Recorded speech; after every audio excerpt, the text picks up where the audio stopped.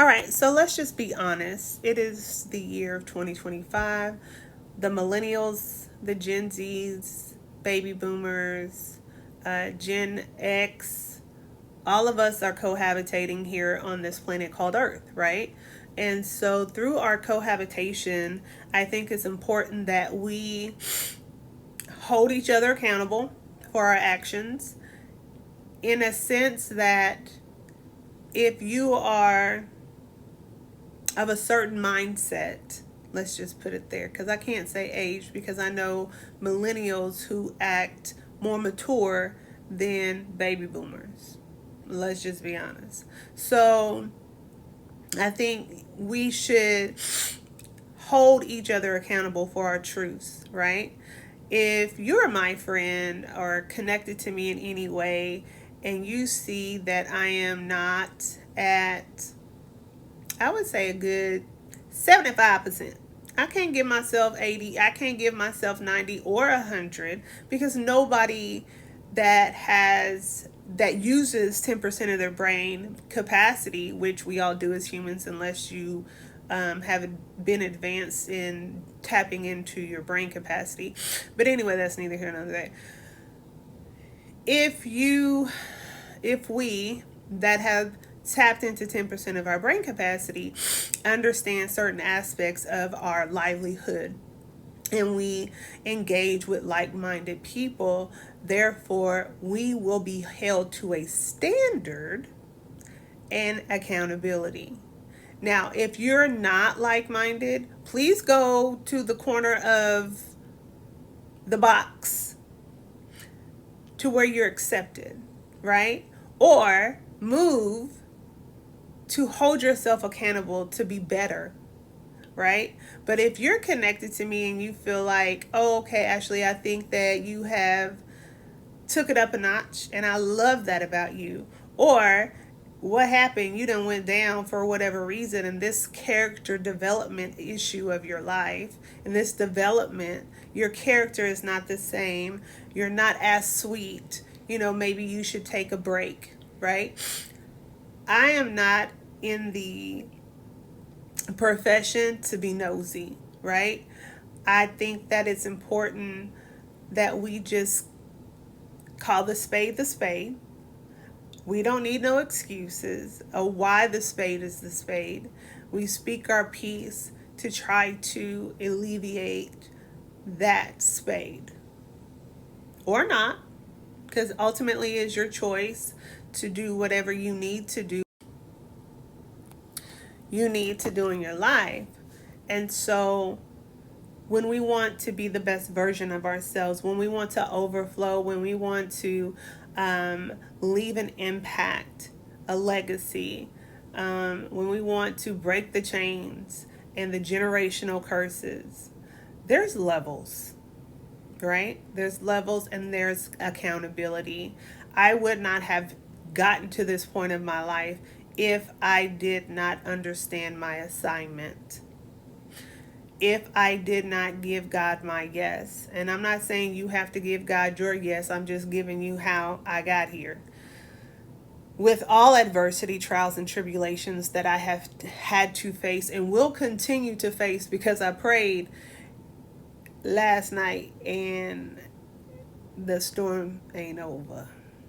It's coming out of one, going into another, and being in the midst of that before another one starts to form, and you come out and you go in and you're being in the midst of that. It is a cycle for a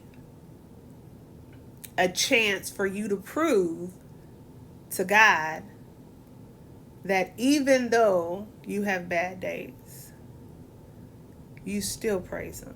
You don't give up, right? So that is my assignment. That is my purpose. And I embrace all of those things with an open heart, with positivity. I'm at a point where I don't even worry. I don't cry. I don't fuss. I'm still venting a little bit, but I'm getting to that point where why am I giving energy to this? I knew it was going to happen, or I'm surprised it happened, or whatever that looked like for the situation. But that didn't really change who I was. And if it did change who I am, I need to be held accountable. If I feel a shift in my spirit, I'm calling somebody to hold me accountable, for them to remind me of what God says about me. I'm not calling you to necessarily vent. I'm calling for affirmation, confirmation, and I'm calling for the truth. Don't be like, oh, girl, it's no, it is not okay for me to be doing that. I know it in my spirit it's not okay, so I need you to hold me accountable.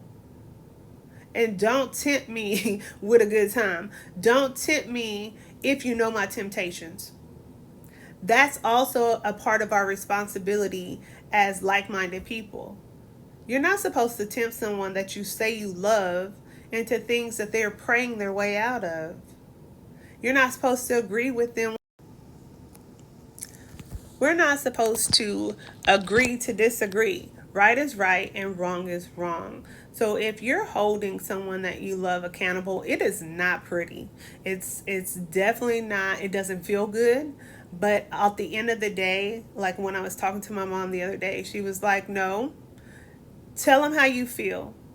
Speak your truth. And whatever they say that's what they say. But then you get to decide, you get to choose what you do with that information after they have also spoken their truth." And I feel sometimes that we don't listen to understand. We listen to respond.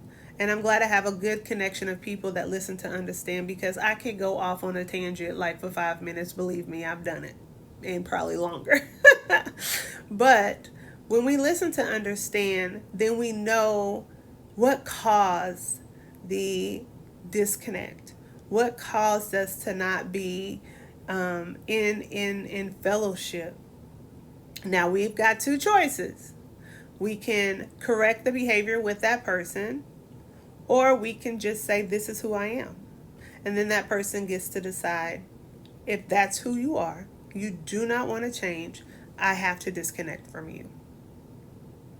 It's hard, but it's necessary, because when you start to remove the wrong people out of your connection, the right people start showing up, because they're the ones that really need the truth. They need to be called out. Now, it's not a one size fits all. We have to give everybody grace. But if you tell me you want to lose weight, and I get up every morning and drive to your house, and you don't answer the door, I'm not coming back. After we had already made plans, I'm not coming back. If you told me you wanted to eat healthy, and every time you call me, you want burgers, tacos, and pizza, I'm going to ask you to stop calling me about that. You see? About that. Because I can't want it more than you want it. But I will hold you accountable. That's just my rant for the day. That's just what I was thinking about. I hope you all got a word out of it. Yeah, just sitting here enjoying this beautiful home, because I ain't even looked out the window. Godspeed.